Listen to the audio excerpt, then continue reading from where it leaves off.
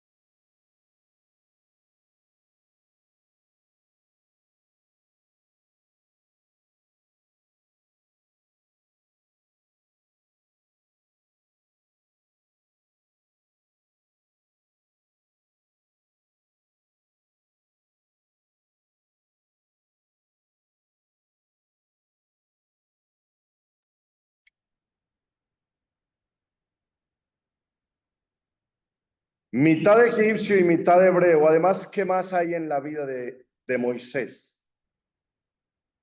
Es un fugitivo. Recuerden que en un momento vio cómo se peleaba un egipcio y un hebreo y tranquilamente llegó y mató al egipcio. Después vio cómo dos hebreos se discutían y se acercó él a separarlos y le dijo a uno de sus hermanos, ¿también me va a matar a mí como hizo con el egipcio? Y entonces dice el dato bíblico, entonces Moisés hizo la reflexión de que la verdad, esto que yo hice se supo y le tocó huir, fugitivo. Además de fugitivo, le tocó irse a cuidar el rebaño de su suegro Jetro, un rebaño ajeno. No tiene rebaño propio, cuida un rebaño ajeno.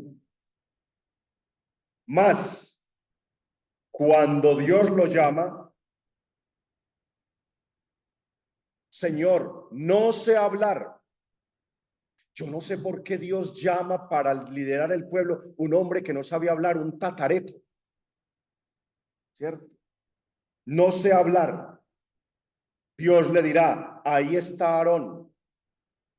Pero fuera de que es hombre de frontera, fugitivo, no sabe hablar, también tiene un grave problema de identidad. Le dice a Dios, ¿quién soy yo para liberar el pueblo?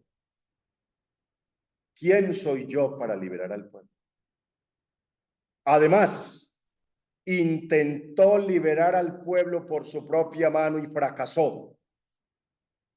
A mí siempre me da vueltas en la cabeza esto, hermanas. ¿Por qué cuando Moisés intentó liberar el pueblo fracasó?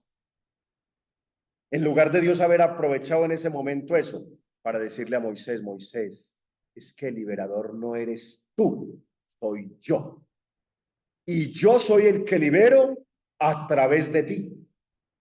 Por eso en ese primer momento fracasó la sed de liberador que Moisés tenía para que entendiera que la liberación es de Dios y no su protagonismo personal. Hermanas, ¿cuál es su contexto personal? El de Moisés, como lo he dicho, es amplio, fugitivo, problema de identidad, ¿quién soy yo? No sé hablar, hombre de frontera, liberador fracasado. Ese es el contexto. ¿Cuál es el contexto tuyo? ¿Será que el contexto es mal genio? ¿Será que el contexto es fuerte carácter? ¿Será que el contexto es inconformidad? ¿Será que el contexto es frialdad espiritual? ¿Será que el contexto es aridez personal? ¿Será que el contexto es desidia en la fraternidad? ¿Será que el contexto es todo ese misterio que usted y solamente usted conoce? ¿Cuál es su contexto personal? Ahí queda una reflexión amplia, porque a veces en las casas locales no funciona la vida fraterna, porque de la religiosa predomina su contexto personal y no el afán de crear un verdadero contexto comunitario. Continúa el relato. Marco de la vocación de Moisés. Solo di contexto social y contexto personal. Continúa la vocación de Moisés, que la encuentran en el marco de la vocación la encuentran en Éxodo 2, 23, 25. Éxodo 2, 23, 25. Leo aquí el texto. Durante este tiempo murió el rey de Egipto. Los israelitas, gimiendo bajo la servidumbre, clamaron, y su clamor, que brotaba del fondo de su esclavitud, subió a Dios. Oyó Dios sus gemidos y se acordó Dios de su alianza con Abraham, Isaac y Jacob, y miró Dios los hijos de Israel y conoció. Espero no hayan captado, hermana, hay 4 verbos muy interesantes aquí. 4 verbos muy interesantes que deberá aprender a conjugar Moisés. 4 verbos interesantísimos. Dice que el pueblo clamó a Dios. Miren que el problema no es de Moisés, el problema es de Dios. El problema es de Dios, no de Moisés. El pueblo que estaba en esa situación, contexto social que ya describí, entonces clamó a Dios. Y el primer verbo es el verbo escuchar. Oyó Dios. Oyó Dios. Para decir, hermanas, Dios siempre escucha. Dios escucha la llamada del pueblo. Dios escucha lo que le pide el pueblo. El verbo escuchar. Tan importante es que en eso de la escucha nos ha metido el Papa Francisco con el tema de la sinodalidad. Escuchar el pueblo de Dios, y oyó Dios y escuchó Dios. Escuchó Dios. Segundo verbo, miró. Escuchó Dios los gemidos del pueblo. Miró Dios a los hijos de Israel. El verbo mirar, como insinuándonos que a Dios no se le pasa nada desapercibido. La mirada de Dios, la mirada de Dios. En San Juan hay muy lindo en el versículo 1 de San Juan, capítulo 1 de San Juan, versículo 35. Y vio Jesús que los seguían, y entonces los miró y les preguntó: ¿a quién buscan? Vengan y vean, vengan y miren. El verbo mirar, Dios mira. Él mira a la viuda que echó la monedita en la alcancía. Él miró a Pedro después de las negaciones. Él miró al joven rico y lo amó. Aquí podríamos hacer una conferencia solo de la mirada de Dios, porque cuando Dios mira, ama. Hay que decir que Dios mira amando y ama mirando. Dios mira amando y ama mirando, la mirada de Dios. Dios cuando mira, lo que mira lo hermosea. Yo no sé si ustedes han pensado, hermana, en lo valioso que es una mirada. Usted, por ejemplo, se sube a un bus y va una mamá con un niño de 3, 4, 5 meses. Puede ser que el niño no sea tan bonito. No todos los niños son bonitos, pero algunos dicen que los niños todos son bonitos. No todos son bonitos. Pero la mamá con el niño de 3, 4 meses se sube ahí al bus al lado suyo y usted al lado, y empieza la mamá. El tesoro, lo precioso, lo bello, la hermosura, el divino de mamá. Pero hermanas, la mirada de la mamá hermosea al niño. Termina uno concluyendo, de verdad el niño es hermoso. Pero es porque la mamá mirándolo lo hermosea. La mirada de Dios nos hermosea. Y miró Dios, y miró Dios.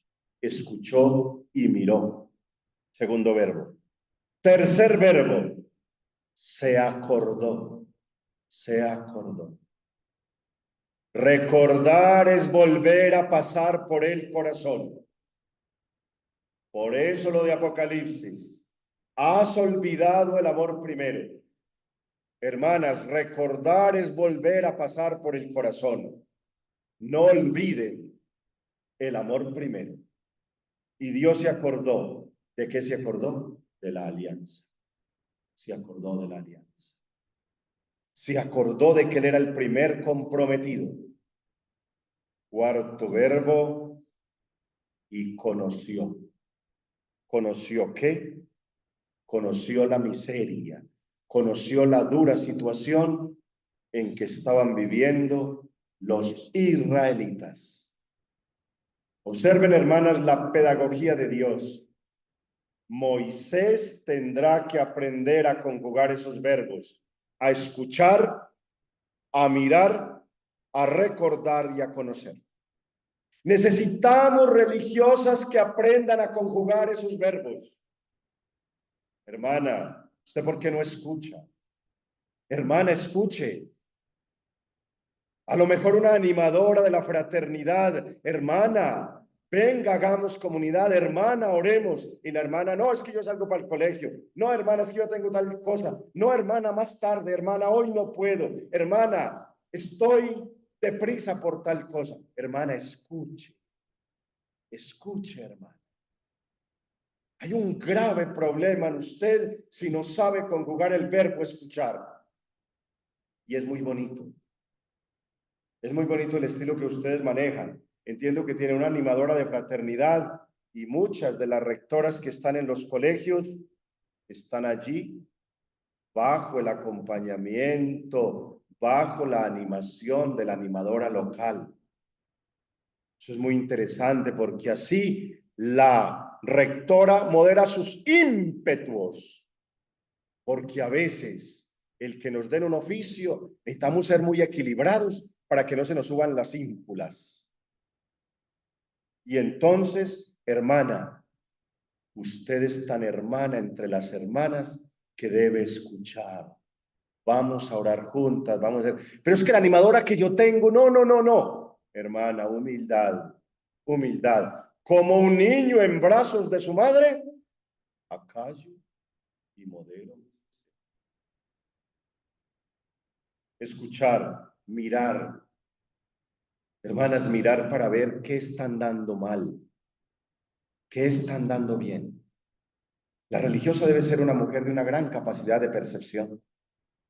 Mira, mira, y mira amando y ama mirando. Mira amando y ama mirando. Recordar, recordar a qué le llamó Dios, hermanas. El amor primero. Recordar es volver a pasar por el corazón, repito, recordar que Dios la llamó no para ser ejecutiva, sino que, y los llamó para que estuvieran con Él. Los llamó para que estuvieran con Él. Acordarse y conocer. Conocer, hermanas, es de alguna manera involucrarse, meterse en el barro, impregnarse. Eso es conocer en la Sagrada Escritura, meterse al barro, conocer, impregnarse. Luego que ya Moisés sabe conjugar esos verbos, viene, hermanas, la experiencia de la vocación. Éxodo 3, 1 al 6. Viene ya propiamente el relato de la vocación. Dice el texto, capítulo 3, Moisés era pastor del rebaño de su suegro Jetro. Es un dato muy interesante, Moisés era pastor de un rebaño ajeno y tendrá que ser pastor de otro rebaño ajeno. Lo mismo que les dijo a los discípulos, los haré pescadores de hombres, es decir, pescadores pero en otra dimensión, pastor pero de un rebaño ajeno. Y dice entonces que siendo pastor del rebaño de su suegro Jetro, una vez llevó las ovejas más allá del desierto. Pero ¿cómo a un hombre se le ocurre llevar unas ovejas al desierto? Yo no entiendo esta brutalidad. ¿Cómo lleva unas ovejas al desierto? ¿No las pone en peligro? Y además son unas ovejas ajenas. ¿No las pone en peligro? Hermanas, es que aquí hay un dato muy interesante. Moisés es un hombre de búsqueda. Moisés es un hombre de búsqueda. Necesitamos religiosas con capacidad de búsqueda y no instaladas en lo cotidiano y sencillo de cada día. Mujeres de búsqueda. Así lo dirá Agustín, San Agustín. Buscamos con el afán de encontrar y encontramos con el deseo de buscar aún más.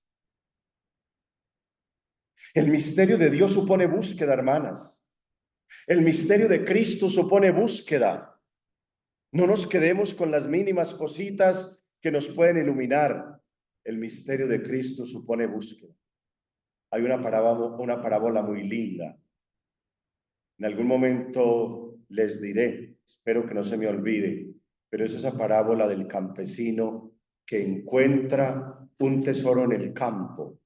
¿Por qué? Porque siempre está buscando en el campo, encuentra el tesoro en el campo, vende todo lo que tiene y compra el campo. O el comerciante en perlas finas anda buscando una de gran valor, vende todo y compra la perla de gran valor. A mi modo de ver, esa parábola ofrece lo que yo denomino el verdadero itinerario de una vida consagrada. Espero no se me olvide decirlo en su debido momento, pero ofrece y el primer paso de ese itinerario de una vida consagrada es la búsqueda. La búsqueda. Diariamente estás buscando. Buscas en la oración, buscas en la palabra, buscas en el corazón del otro y de la otra. Hermanas, cuando ustedes bloquean las relaciones, pierden una fuente de búsqueda. Hermana, lo que usted dijo me encantó. ¿Ahí qué? Está buscando en la otra y encontró. Lo que usted dijo me encantó. Lo que usted sugiere me gusta. Lo que usted plantea es aspecto creativo, me encanta. El otro es factor de búsqueda. Búsqueda. Moisés es un hombre de búsqueda. Y como se ha dicho que el que busca encuentra, pues bien, con un rebaño ajeno penetra en el desierto, lo pone en peligro, pero es porque Moisés es un hombre de búsqueda. Y en esa búsqueda encuentra. Viene el fenómeno de la zarza, que arde y que no se consume. Ayer les decía que ese fenómeno de la zarza que arde y no se consume es la expresión de los padres de la iglesia que hablan del espíritu que actúa en la persona humana. No la consume, sino que la perfecciona. Y entonces, hermanas, vienen tres reacciones de Moisés. Heme aquí la primera reacción. Moisés se ubica. Heme aquí. La segunda reacción. Quítate las sandalias. Y lo tercero, el lugar que pisas es santo. Quítate las sandalias, es decir, despójate de tus seguridades, de tus visiones, de tu condición, de tu contexto social, personal, de tu contexto personal más que todo, para entrar en el misterio de Dios. Es decir, quítate las sandalias, pisa lo duro de la vida, lo duro de la vocación, toca el misterio del seguimiento y luego el lugar que pisas es santo. Todavía no hemos entendido que la vida consagrada nos ubica en el ámbito de la santidad de Dios. Óigase bien, la vida consagrada nos ubica en el ámbito de la santidad de Dios, en el ámbito de la nueva creación, en un ámbito de una nueva creación. En el ámbito de la santidad creadora de Dios nos ubica la vida consagrada. Quítate las sandalias y el lugar que pisas es santo. Y entonces allí viene, hermanas, que Dios le encarga la tarea de liberar al pueblo. Le encarga la tarea de liberar al pueblo y de llevarlo a una tierra que emana leche y miel. Esas características de la tierra muestra que es una tierra como para niños, porque el alimento de la leche y el alimento de la miel es un alimento tierno y dulce, alimento de niños. Es la ternura de Dios. Vuelvo con la ternura de Dios. Hermanas, ¿cómo quisiera inculcar en sus corazones la ternura? Hermanas, no al resentimiento, no a las palabras hirientes, no a las indirectas, no al tono de voz golpeado. ¿Por qué caemos en esos caprichos? ¿Por qué? Si podemos hablar con la ternura. Y Dios le insinúa allí a Moisés la tierra de la ternura, una tierra que emana leche y miel. Es tierra que hace crecer y es tierra que ayuda a crecer la tierra que les está prometiendo. Y luego entonces, hermanas, vienen los peros de Moisés. Yo los enuncio porque me estoy alargando en la conferencia. Solamente los enuncio. El primer pero, ¿quién soy yo? Problema de identidad. ¿Quién soy yo? Ese es un problema en el contexto personal de Moisés, el problema de la identidad. Tantas veces aparece en el vocacionado. En Moisés, ¿quién soy yo? En Jeremías, soy un muchacho. En María, ¿cómo será posible si no conozco varón? El primer pero, ¿quién soy yo? Es muy lindo porque Dios le dice, Moisés, yo seré en ti. Tu identidad soy yo seré en ti. ¿No les parece que en el Nuevo Testamento es lo que dice Pablo? ¿Quién soy yo? Ya no vivo yo, es Cristo quien vive en mí. La identidad como consagrado mía será Dios en mí. Moisés, no tenga miedo, yo seré en ti. Yo seré en ti. Segundo pero, ¿quién soy yo para el pueblo? ¿Quién soy yo para el pueblo? Un simple muchacho. ¿Quién soy yo para el pueblo? Dios le va a decir, yo estaré contigo, yo seré tu identidad, yo estaré contigo. Tercer pero, ¿quién es Dios? Es muy curioso que Moisés esté hablando con Dios y que pregunte, ¿y quién es Dios? Y Dios le da una expresión complejísima, yo soy el que soy. ¿Qué podrá entender este pobre paciente? Yo soy el que soy. Y cuarto pero, no sé hablar, no sé hablar. Hermanas, ustedes y yo nos tenemos que preguntar por qué. Si muchos de nuestros hermanos, si muchos de nuestros compañeros y compañeras tenían más capacidades y mejor potencial humano que nosotros, y Dios nos llama a nosotros. Mire, Moisés, ¿quién soy yo? Problema de identidad. ¿Quién soy yo para el pueblo? ¿Quién es Dios? Y yo no sé hablar, pero a Dios, ¿por qué se le ocurre una persona así? ¿Se dan cuenta las formadoras? Entonces llega una chica y esta chica le tenemos que ampliar el tiempo de postulantado. Le tenemos que ampliar el tiempo de profesión temporal. Y entonces uno dice, pero ¿por qué Dios termina? ¿Por qué Dios llama a una persona así complicada? No sé, no sé. Dios ha querido llamar.